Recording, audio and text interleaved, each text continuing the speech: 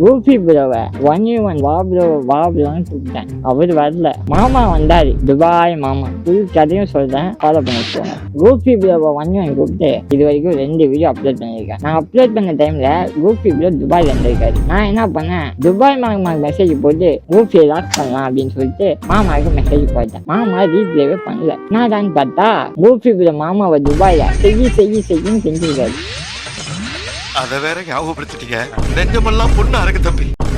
கொஞ்ச நாள் கழிச்சு கூஃபி பேக் பண்ணி அனுப்பிச்சிட்டு மாமா எனக்கு மெசேஜ் போட்டாரு, 1v1 செஸ் அப்படின்னு சொல்லிட்டு. பெட் மேட்ச் எவ்வளவு தெரியுமா? 5000 ப்ரோ.